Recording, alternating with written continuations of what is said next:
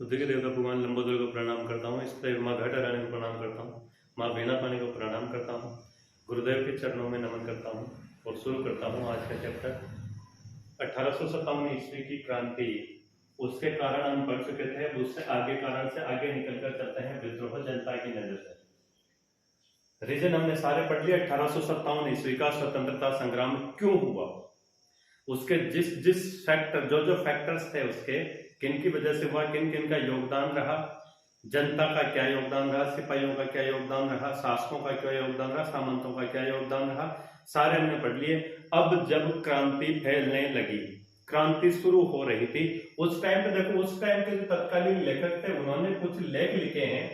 उनके हिसाब से जनता की नजर में, हम जो पढ़ते हैं वो है इतिहासकारों ने लिखा हुआ है उनकी नजर से, बट जनता की नजर में विद्रोह क्या था। तो एक पुस्तक है माझा प्रवास। ये माझा प्रवास पुस्तक से बहुत बार क्वेश्चन पूछ लिया जाता है, माझा प्रवास किसकी पृष्ठभूमि पर लिखी गई है। तो 1857 ईस्वी के स्वतंत्रता संग्राम की पृष्ठभूमि पर लिखी गई पुस्तक है माझा प्रवास। मराठी भाषा में लिखी है और इसको लिखने वाले थे पंडित विष्णु भट्ट गोडसे।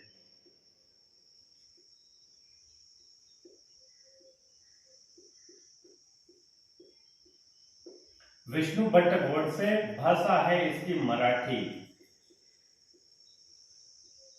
कहां के थे ये, तो महाराष्ट्र के,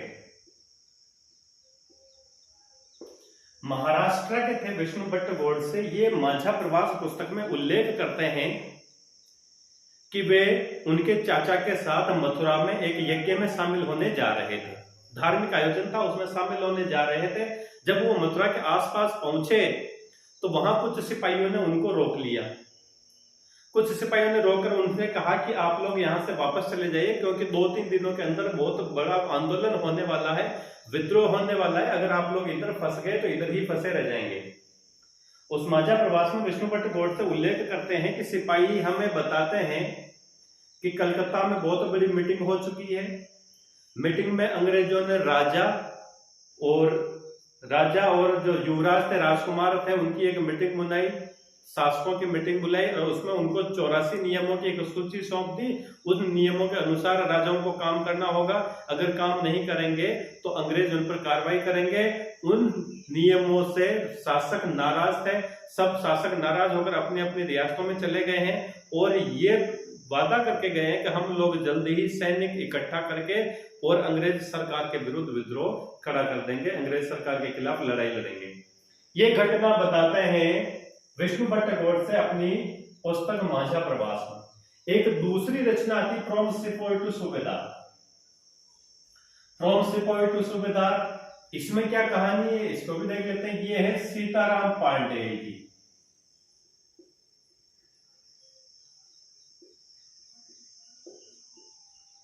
सीताराम पांडे की बुक है फ्रॉम सिपोई टू सूबेदार। सीताराम पांडे कौन थे? ये 1812 ईस्वी में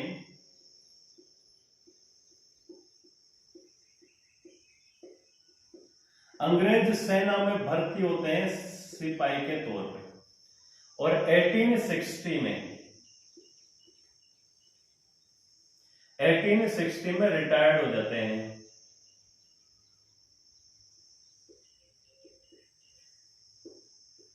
अब जब 1857 ईस्वी का स्वतंत्रता संग्राम था, उस टाइम पे ये ब्रिटिश आर्मी में काम करते थे। जब स्वतंत्रता संग्राम हो गया तो उसके बाद इनका जो सूबेदार था, इनकी सेना का जो अधिकारी था, नॉरगेट इनसे कहता है कि अपने अनुभव आप एक पुस्तक में लिखिए। तो ये एक पुस्तक लिखते हैं सिपोई टू सूबेदार। सिपोई टू सूबेदार में ये लिखते हैं कि कहीं से चर्बी वाले कारतूसों की अफवाह फैल गई और जगह जगह छावनियों में विद्रोह होने लग गया। सीताराम पांडे का बेटा भी विद्रोहियों के साथ था और उसको अंग्रेजों ने उनकी आंखों के सामने ही मार दिया था। सिपोई टू सूबेदार में इसका उल्लेख करते हैं सीताराम पांडे। उनका बेटा भी विद्रोहियों के साथ हो लिया था और अंग्रेजों ने उनके सामने ही उनके बेटे को गोली मार दी थी। तभी ये लिखते हैं अवध के विलय का उसमें उल्लेख करते हैं सिपोई टू सूबेदार में। और जब ही अचानक से कहीं से ये अफवाह फैल जाती है कि चर्बी वाले कारतूसों पर गाय और सुअर की चर्बी है, और अलग अलग छावनियों में अलग अलग जगह विद्रोह होने लग जाता है। सैनिक विद्रोह करते हैं और सब दिल्ली की तरफ कूच करने लग जाते हैं, सब जगह विद्रोह होने लग जाता है। ये उल्लेख करते हैं सीताराम पांडे अपनी बुक श्री पोइटू सूबेदार में। इनके अनुसार मतलब सैनिक विद्रोह था। आगे चलते हैं, क्रांति की योजना। ये तो देख लिया जनता की नजर से क्रांति क्या थी। अब सबसे पहले आता है क्रांति का विस्फोट, उसका प्रसार। अब क्रांति का विस्फोट मतलब क्रांति अचानक से कैसे फैल गई और कैसे वो आगे से आगे बढ़ती गई। क्रांति के विस्फोट की बात करते हैं तो दिल्ली स्थित लाल किले में कई गुप्त बैठकें होती। क्रांति की योजना बनाने वाले थे पेशवा बाजीराव थे, उनके दत्तक पुत्र थे नाना साहब।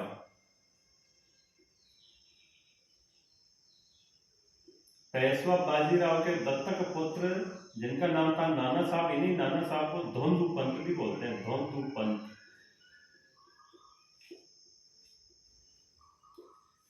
इन एक तो पेशवा नाना साहब, दूसरा इनका सहयोगी था अजीमुल्ला।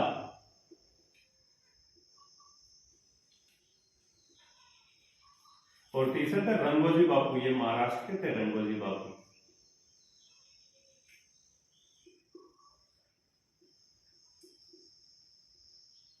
रंगोजी बापू महाराष्ट्र के थे। ये मिलकर लाल किले में बैठकर क्रांति की योजना बनाते हैं कि क्रांति किस तरह से शुरू होगी, क्या क्या होगा, क्रांति का घटनाक्रम क्या रहेगा, किस तारीख को शुरू करनी है, कैसे विद्रोह शुरू करना है, लोगों तक सूचना कैसे पहुंचानी है। अब जो क्रांति की रूपरेखा बनती है, इसमें क्या बनता है कि बहादुर शाह जफर के नेतृत्व में, बहादुर शाह जफर द्वितीय सेकंड,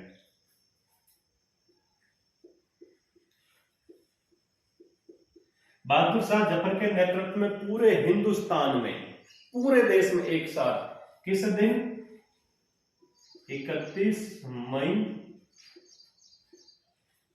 1857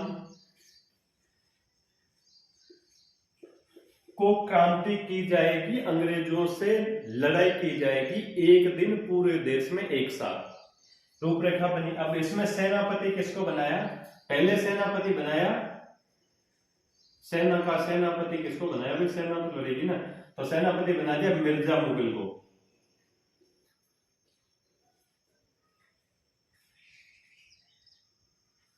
मिर्जा मुगल को सेनापति बनाया, पर उसमें कुछ असमंजस हुआ, कोई तकरार हो गई, इस वजह से मिर्जा मुगल के स्थान पर फिर बाद में बना दिया बख्त खान को।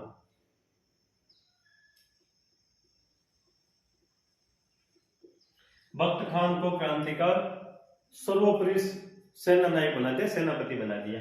ये यहाँ पर योजना बन गई। योजनाकार कौन कौन थे, पहला क्वेश्चन तो यहीं से तैयार हो गया आपके। 1857 ईस्वी की क्रांति की योजनाकार कौन कौन थे, तो पेशवा नाना साहब, धोंदू पंत, इन्हीं का नाम है, अजीमुल्ला, रंगोजी बापू। कहां पर हुई, दिल्ली के लाल किले में गुप्त बैठक हुई, उसमें यह निर्णय लिया गया किसके नेतृत्व में क्रांति होगी, तो बहादुर शाह जफर के नेतृत्व में सम्राट कौन होंगे, बहादुर शाह जफर। दूसरा किस दिन होगी, 31 मई 1857 को होगी। तीसरा सेना का सेनापति कौन, पहले तो मिर्जा मुगल को बनाया गया था, बाद में बख्त खान को। अगर ये पूछ लिया जाए 1857 की क्रांति के दौरान, 1857 की क्रांति हेतु बहादुर शाह जफर की सेना का सेनापति किसे नियुक्त किया गया, अगर दोनों में से एक हो तो सही है, अगर दोनों नाम आ जाए, दोनों नाम आ जाएगा बख्त खान और मिर्जा मुगल, तो फिर बख्त खान सही करना है, क्योंकि अंतिम रूप से उसी को स्वीकार किया गया था। अब आगे क्रांति का संदेश, भाई योजना तो बन गई, क्रांति तो होगी, क्रांति तो होगी। अब योजना बना ली गई क्रांति, मगर अब सब जगह पूरे देश में एक साथ 31 मई को क्रांति करनी है, तो उसकी सूचना तो पहुंचानी पड़ेगी। तो सूचना पहुंचाने के लिए संकेत चिन्हों का प्रयोग किया गया, क्योंकि बाकी अंग्रेज बहुत चालाक थे, अंग्रेजों को पता लग जाता तो पहले इन्होंने करवा देते। तो संकेत चिन्ह के रूप में कमल का फूल,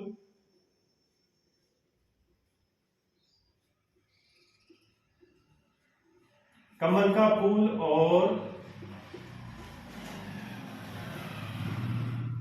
रोटी वितरित की गई। क्यों किया गया? कमल का फूल क्रांति का प्रतीक था, क्रांति का प्रतीक चिन्ह। बहुत से बार परीक्षाओं में पूछा जा चुका है। 1857 ईस्वी में प्रतीक चिन्ह के रूप में किस पुष्प का प्रयोग किया गया? तो कमल के फूल का। प्रतीक चिन्हों के रूप में किसका प्रयोग किया गया? तो रोटी और कमल का फूल। ये बहुत सारे परीक्षाओं में क्वेश्चन आ चुका है, तो इसका ध्यान रखें। प्रतीक चिन्ह कहते हैं कमल का फूल। कमल के फूल से मतलब था लड़ना है, एक साथ लड़ना है। रोटी का मतलब था अगर लड़ाई नहीं करेंगे तो इसके लाले पड़ जाएंगे, हमें खाने को अन्न नहीं मिलेगा, अंग्रेज हमारी वो हालत कर देंगे। ये क्रांति का संदेश हो गया। अब आगे जिस टाइम पे कहते हैं ना कि बाकियों को कुछ और ही मंजूर था, जिस टाइम पे इतनी शानदार तैयारी चल रही थी, आज देश को आजाद हुए हम 47 में नहीं बल्कि 1857 में आजाद हो गए होते, परंतु तभी कुछ ऐसी घटना हो जाती है। और कौन सी घटना होती है? देखो, बैरकपुर की छावनी, बैरकपुर छावनी में एक सिपाही था मंगल पांडे। बैरकपुर छावनी में एक सिपाही था मंगल पांडे। मंगल पांडे 34वीं नेटिव इन्फेंट्री, 34वीं बंगाल नेटिव इन्फेंट्री का सैनिक था। 34वीं नेटिव इन्फेंट्री कौन सी? बंगाल की। बंगाल नेटिव इन्फेंट्री का एक सिपाही जिसका नाम मंगल पांडे। कहां के रहने वाले मंगल पांडे? बलिया, उत्तर प्रदेश के। अभी वर्तमान में ये गाजीपुर में आता है। वर्तमान में बलिया कहां आता है? तो गाजीपुर में आता है। यहाँ का मंगल पांडे।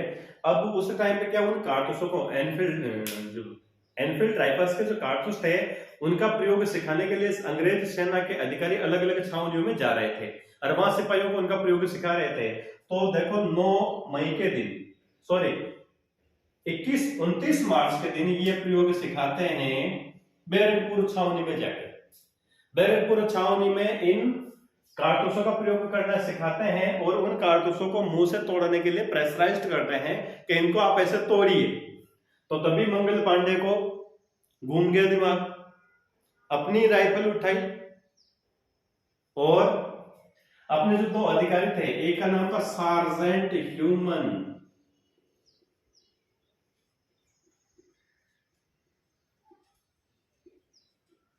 एक था सार्जेंट ह्यूमन, दूसरा था लेफ्टिनेंट बाग।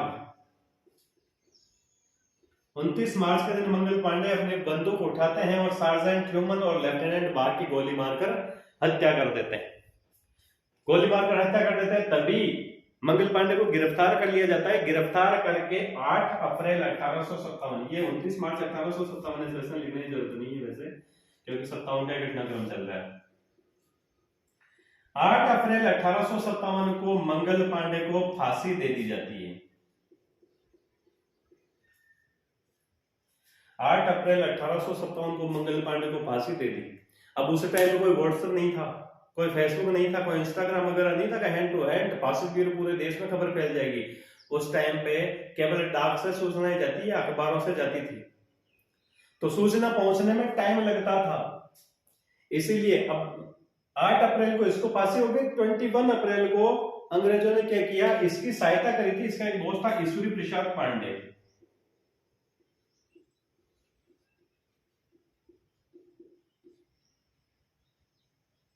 इसका एक साथी था ईश्वरी प्रसाद,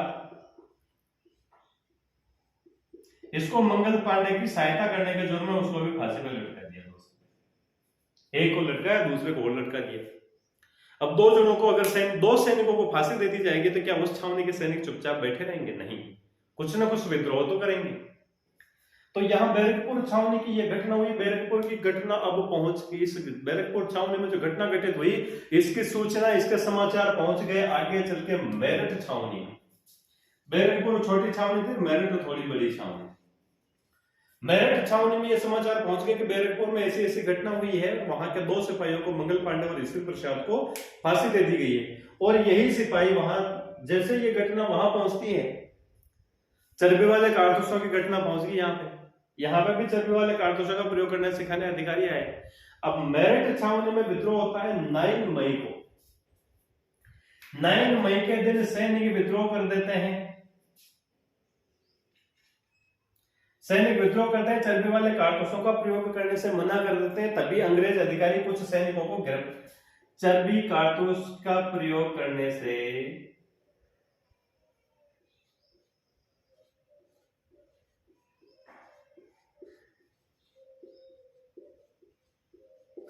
चर्बी वाले कारतूस का प्रयोग करने से मना करते हैं, तो वहां पर दो टुकड़ियां थी, एक तो 20 नेटिव इन्फेंट्री, एक 3 LC, ये पैदल टुकड़ी थी, एक 20 नेटिव इन्फेंट्री, एक 3 LC, दो टुकड़ियां थी। दोनों टुकड़ियों के सिपाहियों ने विद्रोह कर दिया। क्यों कर दिया? चर्बी वाले कारतूसों का प्रयोग नहीं करेंगे। और विद्रोह करने पर 9 मई को इन सिपाहियों को गिरफ्तार कर लिया, इनको गिरफ्तार करके जेल में डाल दिया। ऐसा करने से, क्योंकि कारतूसों का प्रयोग नहीं कर रहे थे, धर्म के खिलाफ था, नहीं करना था, सरकार उनसे जबरदस्ती करवा रही थी। सैनिकों को गिरफ्तार कर लिया। गिरफ्तार करने पहले अगर ये सूचना दिल्ली पहुंची तो दिल्ली वालों ने समझाया कि रुको, भी रुको, मई आने वाली है, क्रांति का दिन आने वाला है। मगर ये सिपाही नहीं माने और 10 मई को इन्होंने मेरठ में विद्रोह कर दिया। 10 मई को मेरठ के सैनिकों ने विद्रोह कर दिया और अपने साथियों को छुड़ाया। विद्रोह करके क्या किया? साथियों को रिहा करवाया, अधिकारियों को मार दिया।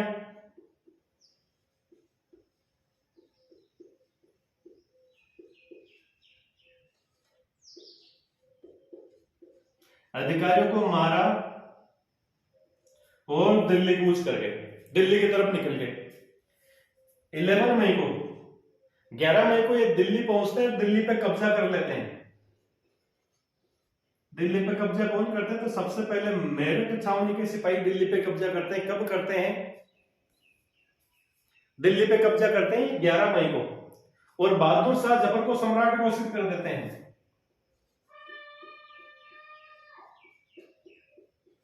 बहादुर शाह जफर को सम्राट घोषित कर देते हैं। यह क्रांति में सबसे बड़ी घटना सबसे पहले मेरठ में हुई, और क्रांति की शुरुआत मेरठ से ही मानी जाती है, नहीं कि बैरकपुर छावनी से। अगर क्रांति की निर्धारित तिथि कौन सी थी? क्रांति की निर्धारित तिथि 31 मई 1857। क्रांति शुरू कब हुई? तो 10 मई 1857 को। कहां शुरू हुई? 10 मई, 9 मई, दोनों में से कोई एक डेट अगर दोनों आ जाए, 9 और 10, क्योंकि विद्रोह तो इस दिन हुआ था, तो 10 मई वैलिड है।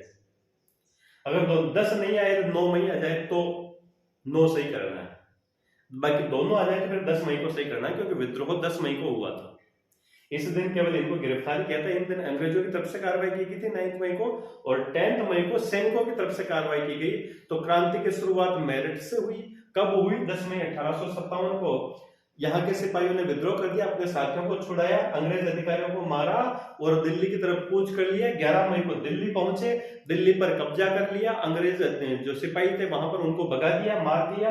बहादुर शाह जफर को सम्राट घोषित कर दिया, दिल्ली का सम्राट, हिंदुस्तान का सम्राट घोषित कर दिया बहादुर शाह जफर को। यह मेरठ का घटनाक्रम है।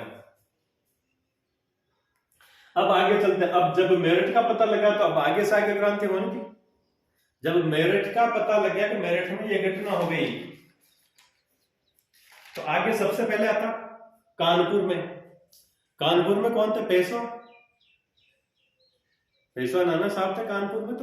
तो कानपुर में पेशवा नाना साहब, बाजीराव के जो दत्तक पुत्र थे नाना साहब, उन्होंने अपनी सेना को इकट्ठा किया और 5 जून 1857 को अंग्रेज सैनिकों को खदेड़कर स्वयं को मुगल बादशाह का गवर्नर घोषित कर दिया। कानपुर में क्रांति कब होती? 5 जून 1857। किसी के दिमाग में ये नहीं आ जाए सर 5 जून तो विश्व पर्यावरण दिवस है, इस दिन क्यों क्रांति करी? तो भाई उस दिन नहीं, उस टाइम पे नहीं मनाते थे पर्यावरण दिवस। 5 जून 1857 को क्रांति का नेतृत्व करता कौन? नाना साहब।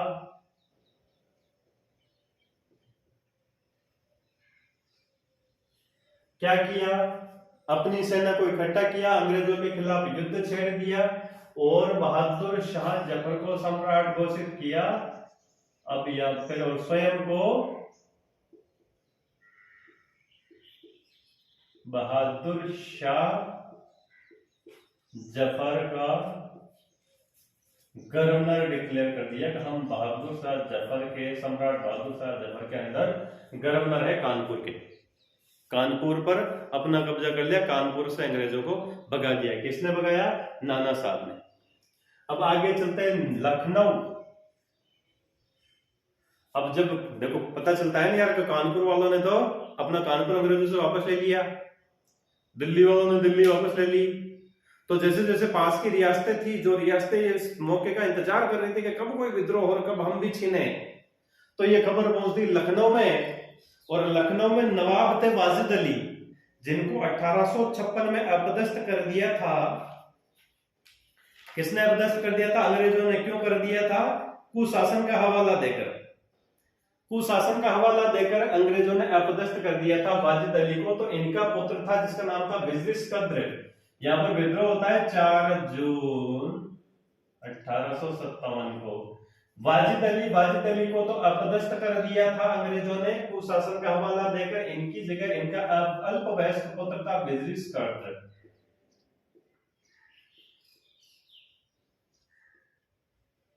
विजलिस कद्र को नवाब बनाया गया और इसकी संरक्षिका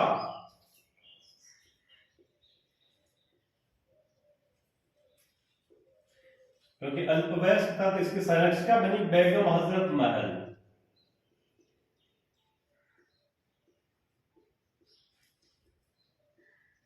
बेगम हजरत महल को महक परी भी कहते हैं, महक परी। इसकी संरक्षिका बन गई और बेगम हजरत महल के नेतृत्व में अपनी जो सेना थी उसको इकट्ठा किया और विद्रोह शुरू कर दिया। और इन्होंने अपना लखनऊ भी वहां पे मुक्त करवा लिया। लखनऊ पर इनका शासन हो गया। अब आगे झांसी।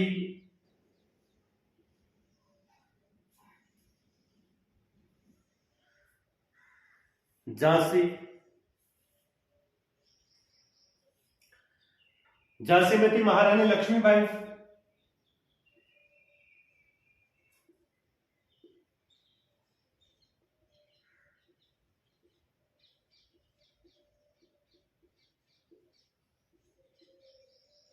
महारानी लक्ष्मीबाई के कोई संतान नहीं थी, तो गोद निषेध नीति के तहत झांसी की रियासत को डलहौजी ने ब्रिटिश साम्राज्य में मिला दिया। अब इसका विरोध कर रही थी रानी, तभी मौका मिल गया इस क्रांति का। और झांसी में भी विद्रोह शुरू हो गया। झांसी में भी, लखनऊ और झांसी में साथ साथ होता है 4 जून 1857 को। और यहां पर रानी लक्ष्मीबाई का साथ देने के लिए तात्या टोपे भी आ जाता है। तात्या टोपे और रानी दोनों मिलकर विद्रोह कर देते हैं, अंग्रेजों को खदेड़ने के लिए लड़ाई शुरू कर देते हैं। उसके बाद में आता मांडला राजगढ़ एमपी। मध्य प्रदेश के राजगढ़ क्षेत्र में मांडला एक जगह है। यहां पर एक रानी थी जिसका नाम था अवंतीबाई लोधी।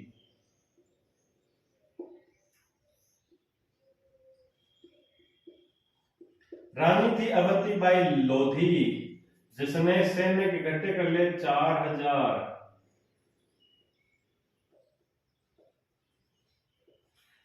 सैनिक इकट्ठे कर लिए, विद्रोह कर दिया और अंग्रेजों के खिलाफ लड़ाई छेड़ दी। अब इसी टाइप से फैजाबाद में था मौलवी अहमदुल्ला।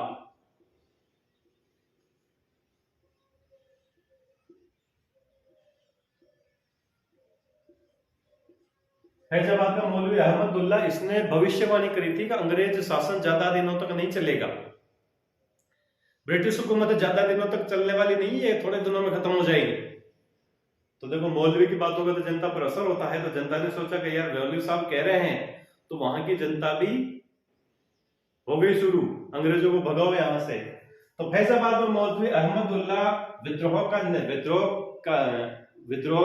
नेतृत्व कर रहे थे, जो अंग्रेजों के खिलाफ लड़ रहे थे। उस संगठन का नेतृत्व अहमदुल्ला करते हैं। इसी प्रकार से बिहार में थे बाबू कुंवर सिंह, जमींदार थे। बिहार में बाबू कुंवर सिंह जमींदार थे। ये भी सेना इकट्ठी कर लेते हैं और अंग्रेजों के खिलाफ बिहार में ये लड़ाई शुरू कर देते हैं। असम में दीवान मनीराम,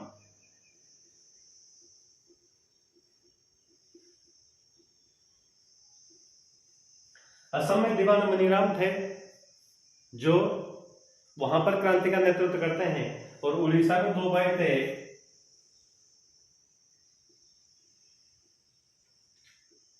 उज्जवल शाही और सुरेंद्र शाही।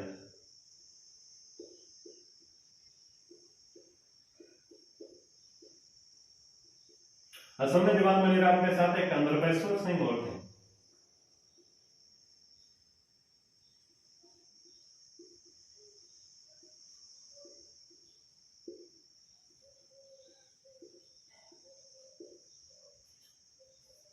कंदर्पेश्वर सिंह और थे जो असम में नेतृत्व करते हैं क्रांति का। अब ये तो सारे के सारे हो गए उत्तरी भारत में। उत्तरी भारत में क्रांति का नेतृत्व करने वाले। अब क्रांति तो दक्षिण भारत में भी हुई थी।